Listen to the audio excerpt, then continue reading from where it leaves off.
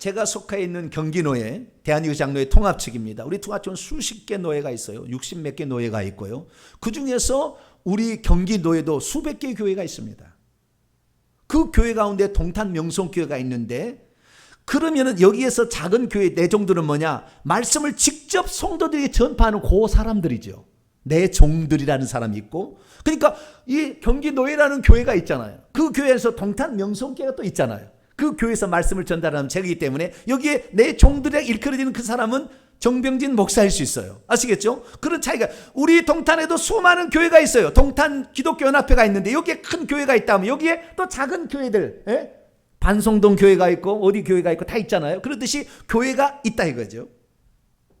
그런데 주님께서 이 교회가 이렇게 여러 지도자들이 있었는데 이 지도자들이 어떤 가르침을 받느냐에 따라서 교회가 주님께서 두 가지로 나눴다는 거예요. 하나는 책망 듣는 교회가 되고 하나는 칭찬 듣는 교회가 그 큰 교회 안에 이렇게 됐다는 거예요. 그리고 그 결과는 천양지차의 차이를 맺을 거라는 것입니다. 그대로 가면 어떤 작은 공동체는 사망의 길로 갈 것이고 어떤 작은 공동체는 생명의 길로 갈 것이다. 이것을 지금 말씀하고 있다는 것입니다. 그러면 왜 한 개의 교회 안에 이렇게 여러 무리의 교회와 지도자들로 말미암아 나누게 되는 큰 것은 이세벨의 가르침을 따라가는 대부분의 무리와 그리고 소수의 몇몇 작은 교회로 나누지는 이런 일이 발생하고 말았을까요? 그것은 한마디로 이 교회의 지도자들을 가르치는 지도자가 있었던 거지요. 영향을 미치는. 그게 바로 자칭 자기를 선지자라고 말하는 여자 이세벨이라는 사람이 있었다는 것입니다. 이 사람이 이 작은 교회 지도자들을 가르치게 되면 그 가르침을 받아서 자기의 소그룹 공동체에 가서 그 말씀을 전파하게 된 것이죠. 그러면 대체 이 이세벨은 어떤 말씀을 증거를 했던 것이고 뿐만 아니라 대부분의 작은 교회 공동체 지도자는 이 이세벨의 가르침을 따라갈 수밖에 없었고 이 가르침을 그 작은 공동체에서 전할 수밖에 없었을까요? 우리는 이 이세벨과 그리고 이세벨의 가르침을 따라가는 자들에게 책망하시는 주의 음성을 들을 수가 있고 몇몇 남아있어 그 가르침을 따르지 아니하고 있는 소수의 무리가 있다 해서 그들을 칭찬하는 예수의 말씀을 통하여서 지도자가 어떤 말씀을 받고 어떤 말씀을 가르치느냐에 따라서 그 공동체의 미래가 결정이 된다. 아니 현재도 지금 그렇게 가고 있다라는 사실을 발견할 수 있다는 것입니다. 그러면 이세벨은 무엇을 가르쳤던 것일까요?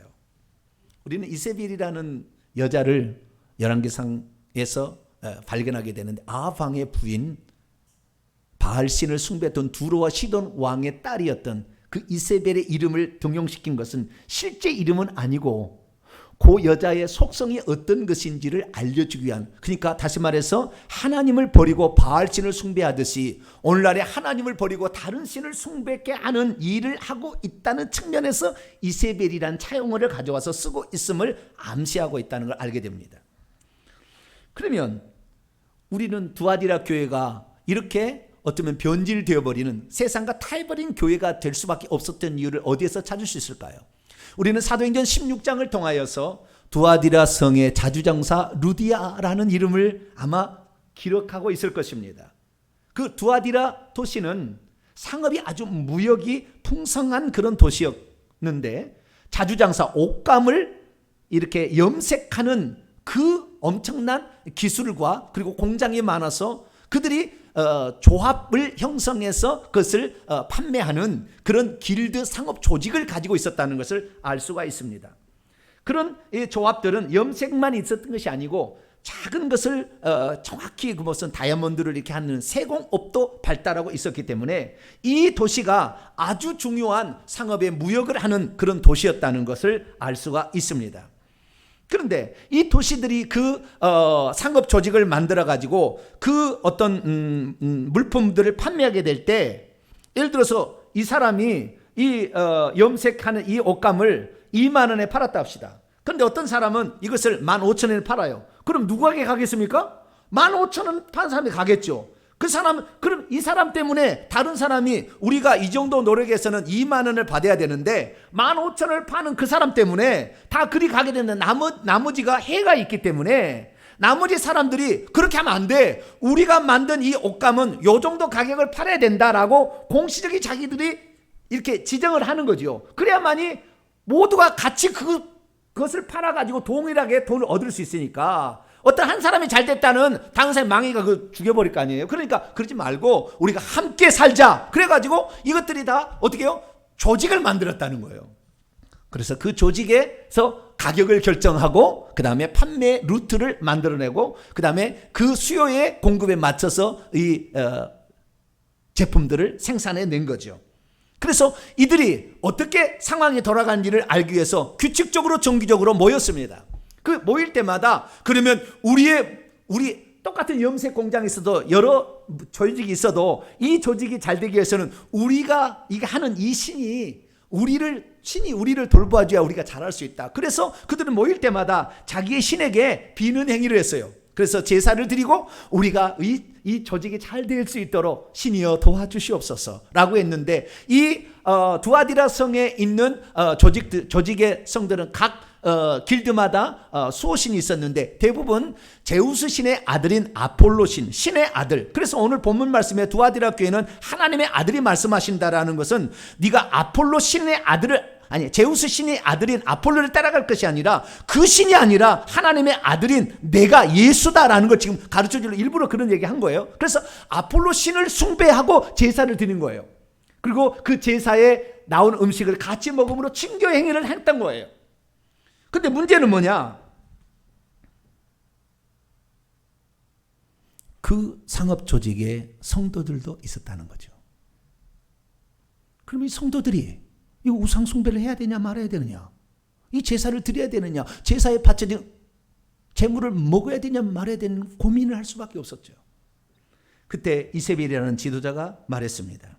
이렇게 말한 것이죠. 여러분, 이 세상에 하나님 그리고 하나님의 육신을 입고 오신 예수 그리스도 위에 누가 신입니까? 참신은 없습니다. 많은 신들과 많은 주가 있지만 그것은 다 가짜입니다. 우리가 믿는 이 예수 그리스도, 우리가 믿는 하나님과 그 하나님의 아들인 예수 그리스도만이 참신입니다. 그렇기 때문에 우리의 마음은 항상 하나님 한 분밖에 없으니까 설령 우리가 그 어떤 그 조직에 가서 그렇게 우상에 한달지라 우리의 마음은 그렇지 않으니까 우리가 거기에 숭배한다고 숭배하는 것이 아닙니다. 그러니까 거기에서 숭배하는 것은 이 도시의 문화가 이 경제적인 이득을 얻으려면 어쩔 수 없는 행위이기 때문에 그것은 하나의 문화고 그 다음에 음식을 나눠 먹는 것은 친교의 행위인 것이지 그것이 우상 숭배가 아닙니다. 우리는 오직 한 분 하나님만 있다고 마음에 생각하고 있으니까 우리는 그렇게 살아가시면 됩니다. 그렇게 얘기를 해주니까 작은 교회 지도자들이 맞아! 그렇게 말하면 우리 성도들이 고민 없이 돈도 벌고 하나님도 섬길 수 있겠구나 라는 생각을 가져서 그것을 각계 작은 공동체 가서 전파했다는 거죠. 그런데 주님은 그것이 잘못되었다 라고 말씀하신다는 거예요. 우리가 어떤 것이 죄인지 아닌지를 판단하는 기준이 있어요. 첫째는 율법을 보시면 돼요. 율법의 말씀을 통해서 내가 이것이 죄구나 라는 판단을. 두 번째는 산상수훈, 예수님의 산상수훈의 말씀을 통해 이게 죄구나.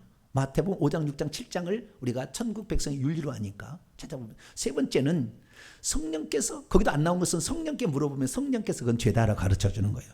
네 번째 마지막은 우리가 그것이 죄인지 아닌지 모르고 행했는데 결과가 징계와 저주로 나타나면 이건 죄인 거예요. 지금 두아디라 교회 상황은 이 네 번째 상황.